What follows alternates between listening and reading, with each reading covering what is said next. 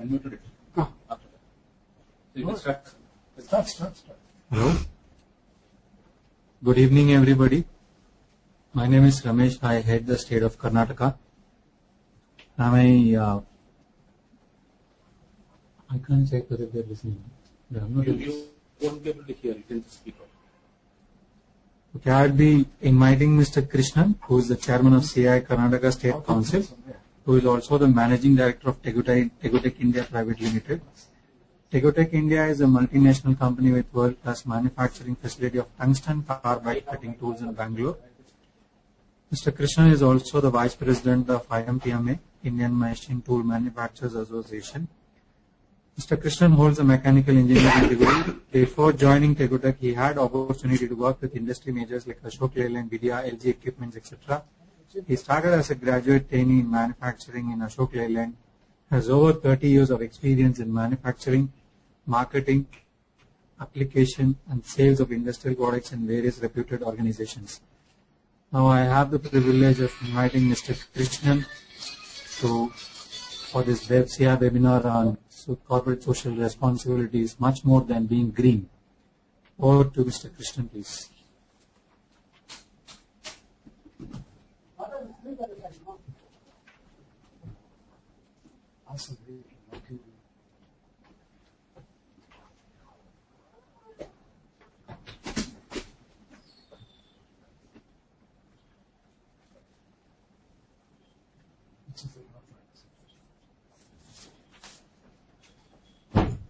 Good afternoon. It's unfortunate that I have a very bad throat today to talk to all of you. Nonetheless, I will just kickstart the presentation. I have my colleague, Mr. Rakesh, who is Chief Financial Officer of our company. He will later continue the presentation. Once we come to the question and answer session, I will also be available to answer all your questions.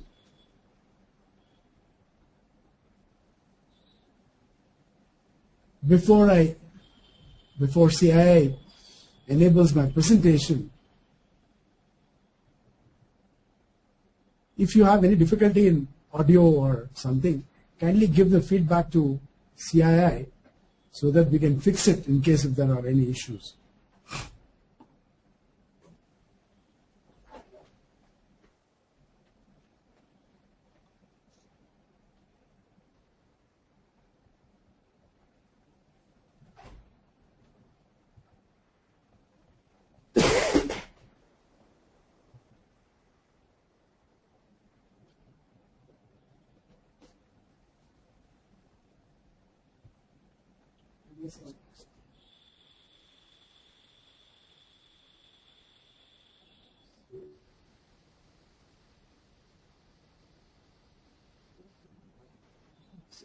Slower speed.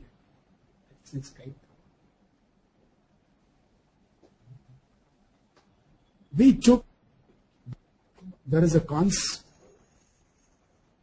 There is always a misconception that CSR is about being green. So we'll come to that later, why we took this title. Let me briefly introduce our company. We belong to a multinational group called IMC Group. We are second largest cutting tool manufacturers group in the world. We started Indian operations in the year 2000. Manufacturing operations commenced in 2001. We have a state-of-the-art manufacturing facility in Bangalore. We are certified under AS 9100 Rev C for our QMS. We are also ISO 14001:2004 and OSHA 18001:2007 certified. More than 60% of the revenue comes from locally produced products. Our workforce comprises of about 180 people. we do business in excess of 200 crores. We are roughly third largest cutting tool producer in India.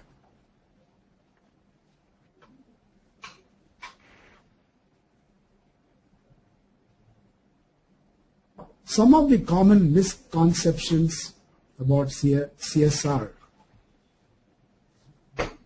Here we are focusing not only for when we started, what was our mindset, what we thought.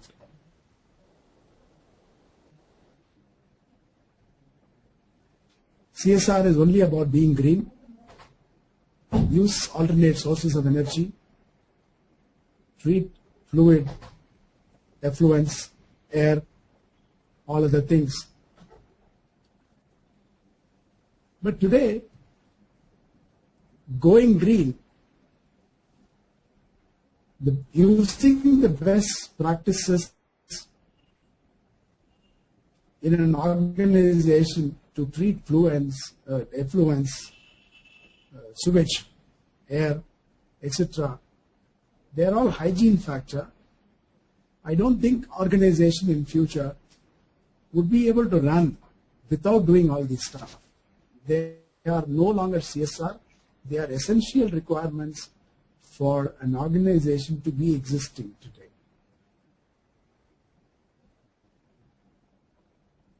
CSR is by and large used by a large company for good corporate image. It's a part of communication tool, publicity tool. Generally, a corporate communication person takes care of some of these requirements. This is again another myth. There are many well-run corporations who are doing exemplary amount of work without being publicly known.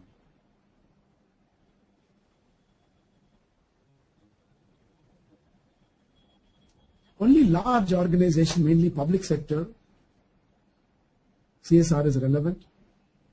Small organization wouldn't be able to make a big difference since the budgets would also be small. Here again, the large and small is not a classification relevant from a point of view of CSR. Irrespective of the size of the organization and budget of the organization can make a positive impact on larger society.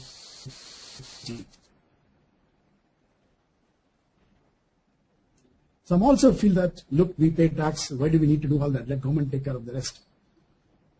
You are in a society where there is a large disparity. If you want to run, let us say, a factory in the outskirts of Mumbai, Delhi or Bangalore, if the organizations are not going to make a positive impact by their existence in these societies, I don't think we will have an opportunity to exist at all in future.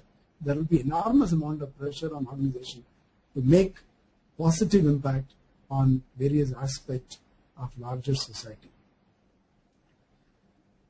With these few words of introduction, let me invite my colleague Mr. Rakesh, who is our Chief Financial Officer, to take you through to the balance of presentation, and then we will take your questions later.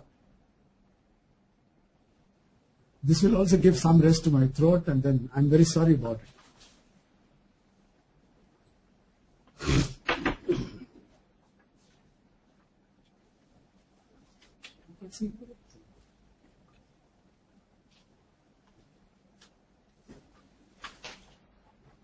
Good afternoon. My name is Rakesh Arkere. I hope people are able to hear me clearly.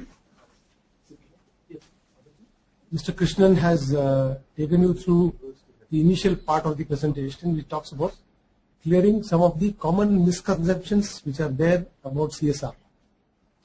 I will continue from here.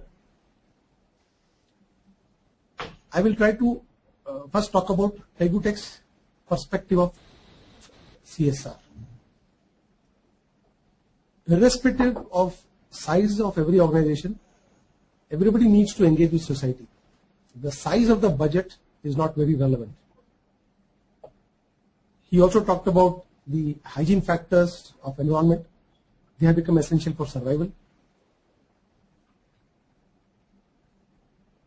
One important perspective which we have is that of every organization needs to select a particular theme or focus for their CSR activities.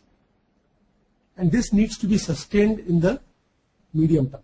What we mean by this is that when a theme is selected, it gives a focus for that organization. It cannot happen that we have a theme or a focus which keeps changing every 2 years or every 3 years. It needs to be sustained. It should be sustained in the medium and long term. To give an example, somebody might want to do something for green earth in 1 year. Then after 2 years, they might move on to education. After that, they might move on to some other CSR theme. Here, the benefit of longevity and knowledge is lost. It is best that an organization sticks to one theme and continues with that theme for a medium term. We have also seen that the focus has to shift just away from the budget and move on to the outcome. It is not so important as to how much money you spend, but how you spend the money and all the controls which need to be in place to measure the outcome of what money you are spending. Defining, measuring and monitoring of results is the key. This is what our company feels.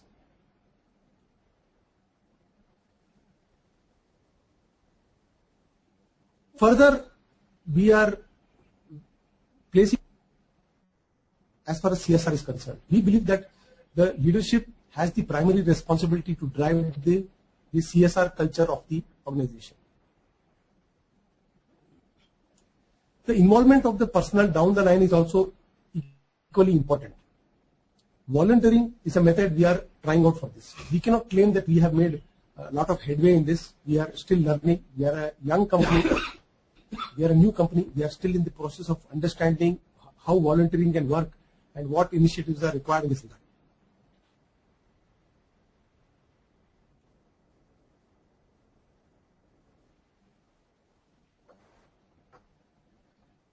The initiatives and outcomes need to be openly shared with the entire organization. This would ensure necessary goodwill and it will also help in maintaining continuity.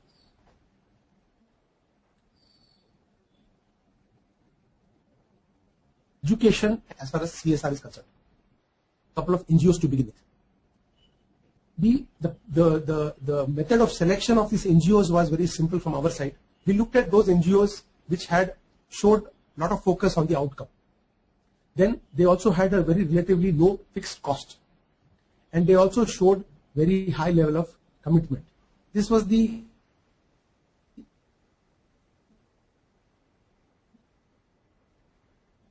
three parameters we looked at to select the NGO. Over a period of time, once we gained confidence, we slowly started increasing our engagement with these NGOs.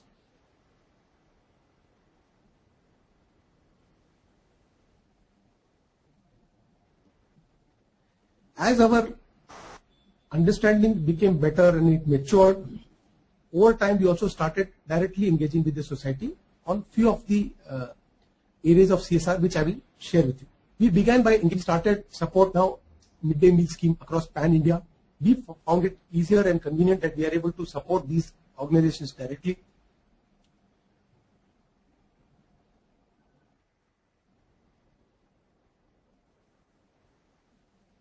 Our method of calculation was very simple. We looked at which we could support. So this would help us to keep a measure of what we are supporting, and as the number of employees kept increasing in our company, we could keep expanding our scope of support also. Next, we moved on to supporting vocational training and employment of underprivileged kids.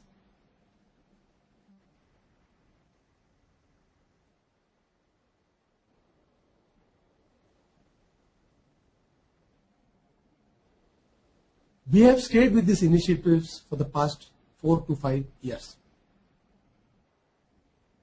Started increasing support alone. We encouraged individual employees involvement. We also got involved in the content and delivery improvement at schools.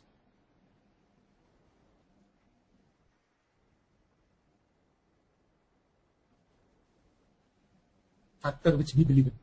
We have always encouraged women empowerment. We always believe that empowerment always has to be economic empowerment. That is the real meaning of the word empowerment. It has to be economic. We started employing underprivileged women. There is a focused effort on increasing the percentage of women employees across all levels. We are a manufacturing company. Traditionally, women force working in engineering companies as a total percentage has been small. Even in our company, it is not a very large percentage. But we are making conscious efforts to raise this percentage. We are trying to make sure that women find employment at all levels wherever is possible. And among other things being equal, we are giving preference to women candidates. Next, we started employing personnel with disabilities. This has not been a very big success for us because I think more than the any other reason, the strong reason we feel is that it has been basically our own lack of domain expertise in this. We do not have the ability to understand how to make use of these people with disabilities and make optimum use of them without compromising on cost or quality factors. So there our success has been very limited. We are still in the process of learning and we are trying to do our best to make sure that we do more progress in this area. Later we have tied up with an NGO for employing personnel with disabilities. We have tasted some success after this. We are working towards scaling up this initiative because this NGO brings some expert knowledge about working with persons with disabilities. We are hopeful that we will be able to scale this up further. Again, we are looking at not just persons with disability who work in only very low-end kind of jobs. We are also trying to make sure that they are able to get work in high-end areas of work. This could be even in accounting or could be in the office area, could be where they are able to use their intellectual skills more than just their physical abilities. Affirmative action at Tegutech. In the year 2010, we started focusing on affirmative action initiatives. In 2011, we have gone a bit further. We have extended support to 2 underprivileged students to pursue higher education. They are 2 BE students. Our idea is to keep doing this on an ongoing basis. We would be supporting a couple of students per year on an ongoing basis. Recently, these 2 employees, they were invited to our organization. They came from their colleges. They spent almost a full day in our facility. They looked around. They are engineering college students and they are studying engineering. And for them to visit a high-tech engineering company, we are hopeful that it was a good experience for them and it was a good learning for them. Our view is also to have that we have increased representation of SC/ST employees in our organization. We are compiling data on this. We are a small organization, but still we find that we need to get all the data in place. Recently, we also started extending support to a tribal school in one of the backward regions of Karnataka. This has been our latest initiative we have taken in this regard as far as affirmative action is concerned. For the year 2012, our plan is to widen the support for the tribal school. The tribal school students are in a remote location. We feel that if they are integrated to the mainstream of society, they have a better chance for economic upliftment. So our focus has been on integration of these students to the mainstream society. For this, since we are not experts, we are trying to engage in a diagnostic survey with like-minded organization to understand the teacher and student needs.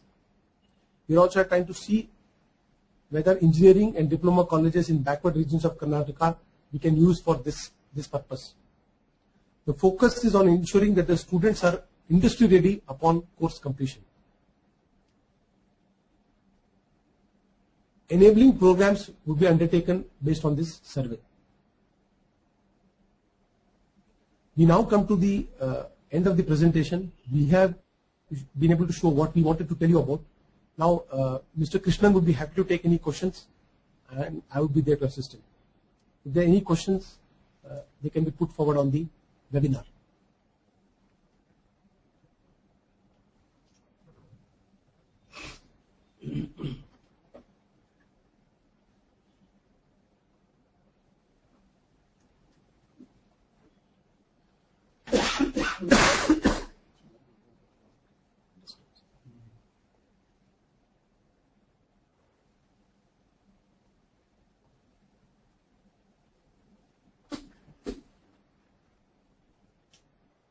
These are the questions.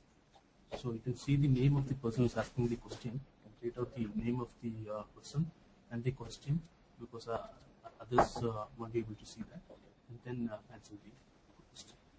Which is the question? So you can start from here actually. So as an individual. Yeah, how are you leveraging these programs for improving employee education? How are you leveraging these programs for employee engagement? This question is asked by Sridhar Kanduri. Yeah, the first question is from Mr. Sridhar. How are you leveraging these programs for improving employee engagement? Well, if you ask me currently, given the size of our organization, we are not using our CSR initiatives for necessarily only improving the employee engagement. Opportunity, we want to do an effort, special initiatives where there is an opportunity for employee to participate as a volunteer. We give them the option. Whoever is willing, they participate. And then during our communication meetings, we present the data to the employees on various initiatives and outcome of our CSR activity.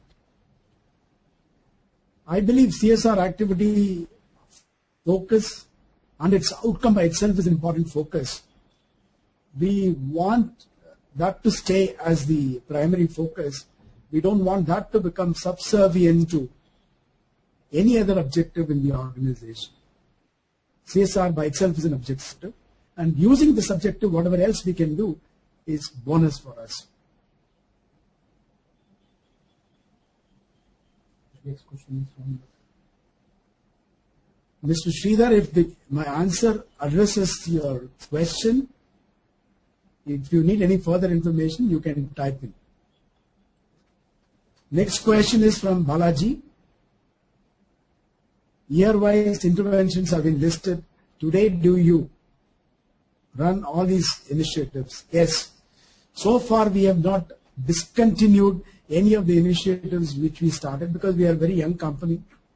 Our CSR initiatives are barely 8-9 years old. So consequently, we believe that we have not made a big, adequate amount of impact for us to change the focus and change the target. But if at all we change it, it may be because of either we have another bigger cause which is bothering us, or the NGO's ability to deliver the outcomes. These are all the probable reasons. Otherwise, we intend continuing with our agenda of education and empowerment of children. This is our focus, larger focus. We will continue to stay with this for a longer period of time. Next question, A.B. Arun Prasad. Sir, what was your criteria for selecting NGOs? I think in one of these slides we indicated for selecting the NGOs,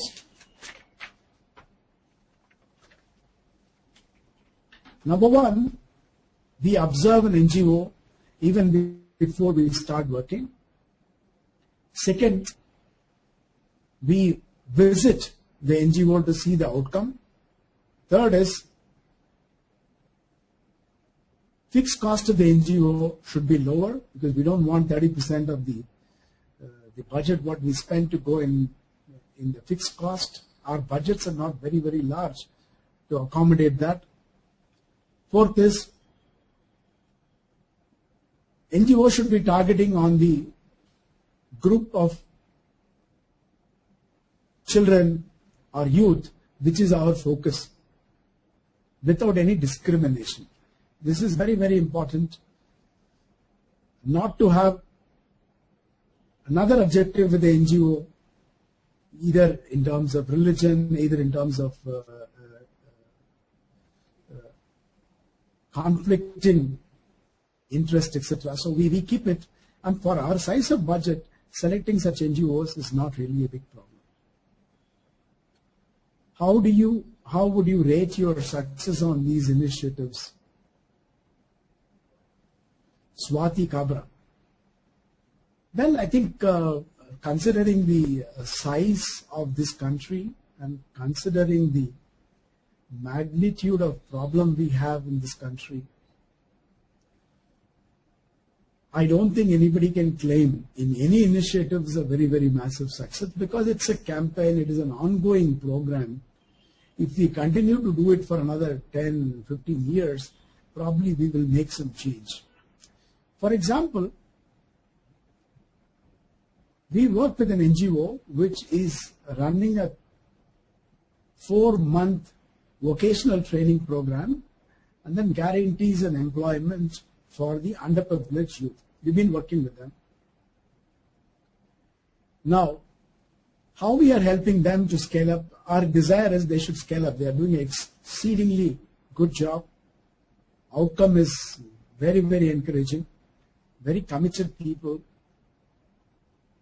We are helping them to scale up, getting wherever possible, whether the governmental support or policy advocacy area. For example, now we are going back to Government of Karnataka and telling them that, look, the person who drops out of the school at the age of 14, 15, and give them an vocational training and asking them to wait until 18 for employment is ridiculous. We want this age to be cut to 16 so that legally they are employed, not illegally. We are also trying to see whether we can get some connections with other NGOs who are working in other parts of the country so that the success of this can be horizontally deployed elsewhere. So I am not really going to possibly attempt to rate our thing is successful, but all that I can only say is our engagement has been very, very fruitful. We are satisfied.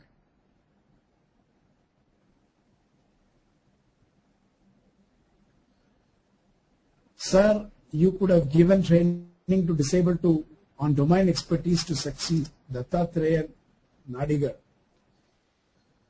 Mr. Nadigar, we did give this training initially. What was happening was, in our own hesitation and unprepared organization, we always wanted to experiment with 1-2 people. 1-2 people is too small a group for us to make any big success. This time around we are working through an NGO. When we work through NGO, this time around we decided that we will try and get 5-6 people as a batch, give them a training and then make them work in our factory. This seems to be bearing fruits, working successfully. And here again, looking at the size of our organization, we cannot probably have 40-50 people working there. So consequently what we are saying is, we are telling NGO, give us people, we will provide them content, experience, etc., which will make them useful to the larger industry so that we can move into area of training such people. How are you measuring the impact of CSR on the communities you serve? If you are working with vocational training, and employment. We look at from the NGO, how many have been placed, what is the average compensation, and then ask NGO to go back to these children after 2-3 years and see how they are progressing in this life. This is the way we measure it. Currently, Mr. Winston Adams, we are moving in the direction of falling in line with new company law, which is mandating 2% of profits. We have not yet reached there, but we will, before the law comes into practice, we would reach there.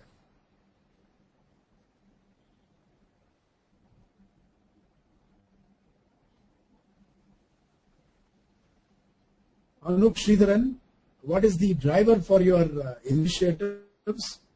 I believe it's once you define a value system for your company, you want to build a value. CSR is very, very largely associated with the value. You say that some of your value is to make a positive impact on people and environment around you. If you're not going to be doing this, you cannot make this positive impact. I think that is what really drives these initiatives. Are there any monetary benefits for the organization other than the brandage? How can this be replicated to even other organizations? First of all, there is no brand image here. We don't really publicize this too much.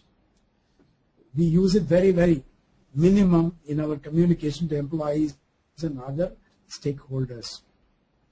There are no monetary benefits to the organization, but we feel in the larger interest of the community and the country, if you are not going to be doing this, there would be a time you may not be able to exist in the business. That's our take on this. Audits like ISO 5001 for successful implementation of CSR, plus both Sivan. No, we have not yet gone for ISO 50001 because most of the certification process also needs a large amount of documentation. We will go there in future at some point of time when we believe we are adequately mature. What percentage of turnover would be appropriate budget for CSR? Swati Kabra. Swati, I don't think it's a good idea to relate it to the turnover. It's a good idea to relate it to the profits of the organization. Because turnovers are, we need to be cautious. We need to be also fair to the stakeholders and shareholders of the company. So best would be to, a good benchmark for us is next 2-3 years time, we should see most of the organizations going to an extent of 2% of profits as CSR budget.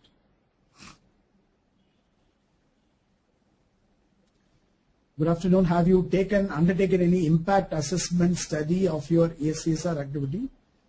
Since it's about 9 years, keeping in mind that you have engaged services of third parties like NGO. Anandi Sahu. Yes, as I mentioned to you that we look at the outcome as presented to us by NGOs with whom we are working. We also go and participate, send our engineers or employees to go and visit the premises, place, ask relevant questions, take the feedback from them, and considering the company is small and our own number of people with whom we work is too small, we have a reasonable amount of direct assessment of senior management itself, having a feel for what is the outcome of each of these NGO.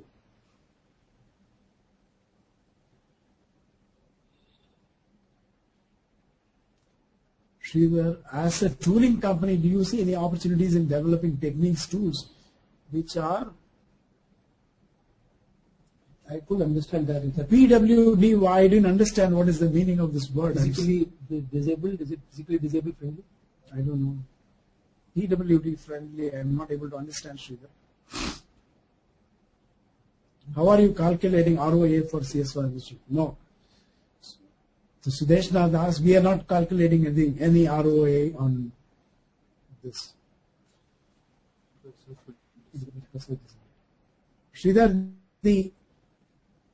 as a tooling company, we make cutting tools. Most of our cutting tools, it depends on what kind of disability you are talking about. The tools what we produce can be used by people with certain type of disability. Probably the vision we cannot compromise. Rest of it, it's possible for them to use it. You don't really need to make any special initiative on this.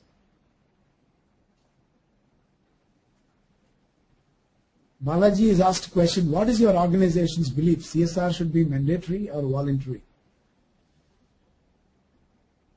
CSR should be voluntary, but we would like to see compliance rates above 90%. That's our wish and hope. People voluntarily, over 90% of the organization will do this. A new company law is a good step in that direction.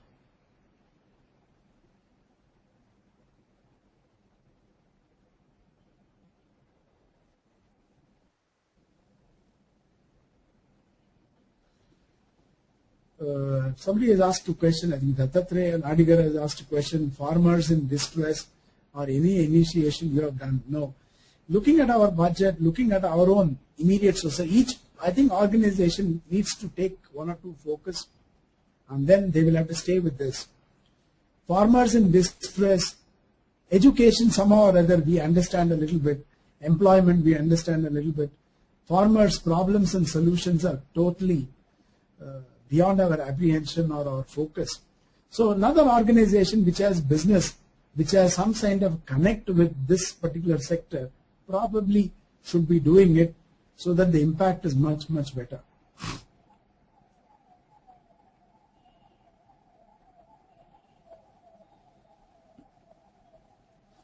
Sir, does your company's CSR report cover impact on external stakeholders? Actually, we are not making any of these reports. The senior management group is completely apprised about what is the outcome, etc. As I mentioned that we are an unlisted privately owned company. So whatever we do it only for our own interest and commitment. So we are keeping our own documentation, internal bureaucracies as minimum as possible.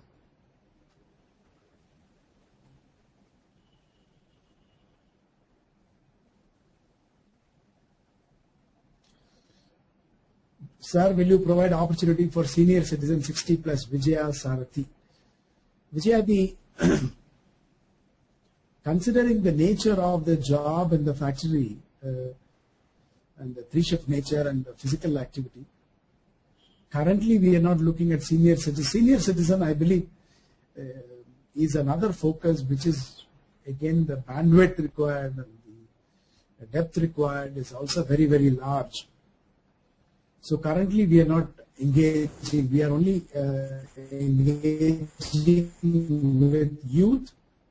We believe that single largest change that can happen in this country is education and empowerment of youth, so that over the 20-30 years you generate new generation of people who are capable of solving their problem themselves.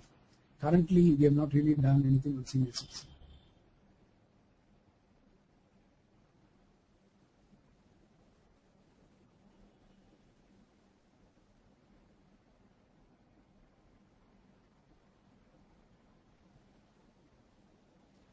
No, I don't think CSR needs to be a separate department in the organization. It depends on size of your funding, size of your activity. If you are, which organization should be the monitoring authority for CSR? Should CSR be different department in any organization for greater impact and effectiveness? Here the issue here is that depends on what is the size of the fund and what is the competency of the NGOs with whom you work. If you are a medium-sized company or a small-sized company, and then if you are working with fairly mature and committed NGO, you don't have to create another cost center as a monitoring authority within your company for CSR. Instead, that money could also be put in CSR itself. sorry. I mean, through Farmers Association, can the link be established with industries of for better price? Dattatreya, I believe that it is extremely important for organizations which are making, selecting a particular focus area, let's say farmer as the focus or agriculture as a focus. Either some senior management people should have a connect, or the organization business should have a connect. If you take up initiatives where you have no connect at all, and in a small and medium-sized organization like ours, it doesn't really work. If we don't have the bandwidth to understand, if the budget is very, very large, if some organization wants to hire people in their CSR initiative to uplift farmer, that's a different issue by itself. Association can link, sir, any HSC initiative which you would like. Plus, Shivan, I don't know what is HSC initiatives you would like to. Shivan is asking, does company needs to have a comprehensive policy on CSR or not? See, as the policy should be necessity of policy, etc. As you scale up, as you grow bigger and bigger, putting a policy may be a need, but otherwise, I don't think it's really required. I believe that, particularly what is relevant for small and medium-sized company is to do the CSR more outcome-based with less amount of documentation and bureaucracy. Get the senior management fully engaged in this. That's the only way. Make more and more documents, more and more systems. Small and medium company in their own business pressure, first thing they will give up will be this one. They will give up this because they cannot manage one side ISO certification, etc. And to have a separate department, policy, implementation, assessment, certification, etc. also requires time, resources, and money. For small and medium-sized organization, this is at the moment not really required.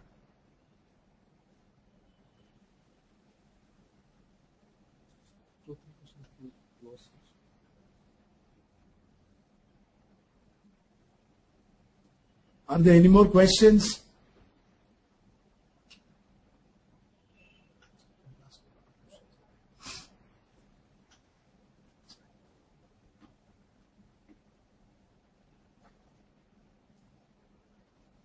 No more questions, we can close.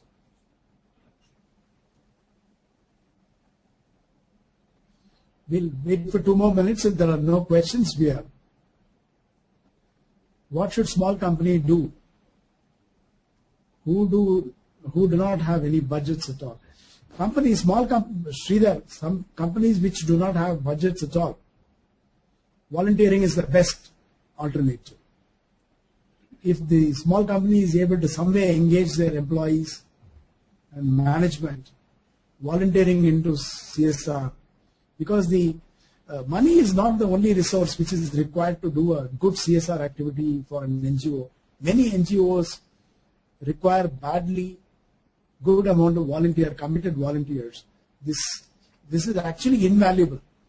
Many times we underestimate the value of our own time. If people are able to volunteer, spend their time, it can be very, very significant.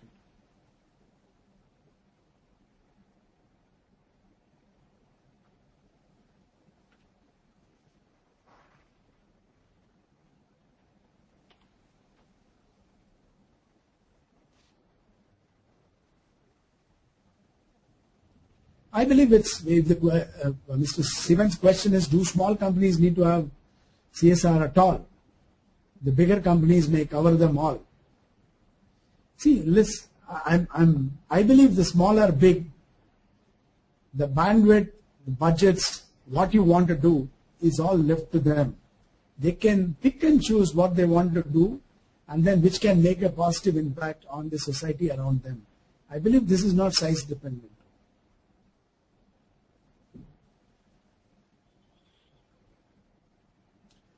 Dattatreya Nadigar, what about training from CII side about CSR for new organization? CSI as an ongoing initiatives keep sharing best practices amongst the membership companies and bring the NGOs. We also had in Bangalore an NGO Mela where we connected NGOs with the corporates in a kind of affair where NGO displayed their own activities, etc. I think this is an important part of CSR initiatives, important part of CII activity in all the chapters. So whatever is relevant to their membership in the individual state or a region, we keep doing it.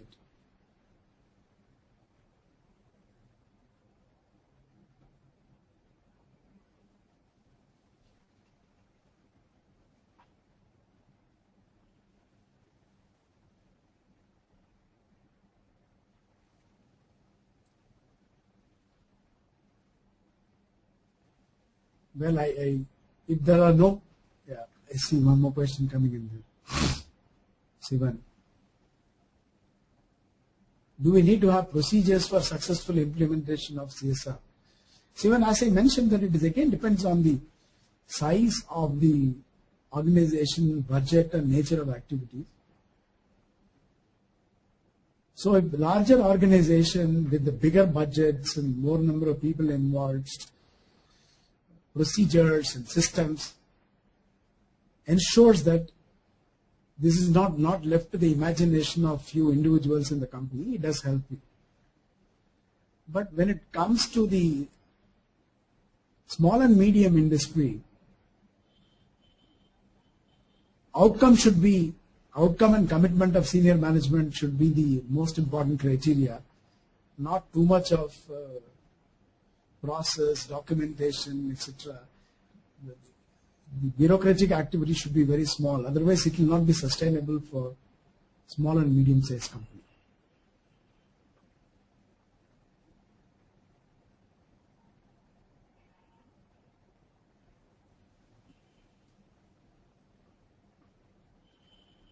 Well, if there are no more questions, can we conclude this session? Thanks very much for all of you for participating in this, and it was wonderful interacting. Yeah, last question has come. I'm sure in the coming days, many corporate as well as MSME units will come forward accelerating their CSR. Do you feel there should be an institution dealing with CSR, like CII, etc.? I mean, the Sahu, I believe CSR is actually a very, very apparently small-looking word, but its bandwidth and depth can be very, very large. Children, education, employment, women, underprivileged, disabled, tribal, SC/ST. There can be n number of focuses. I don't know whether one organization can really create this bandwidth which are required. Best is to leave it to the individual NGOs who have the bandwidth, and organization leverages on this.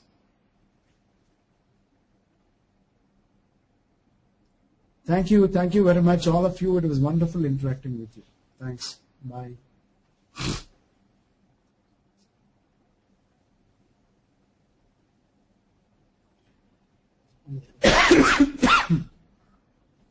Thank you. Thank you.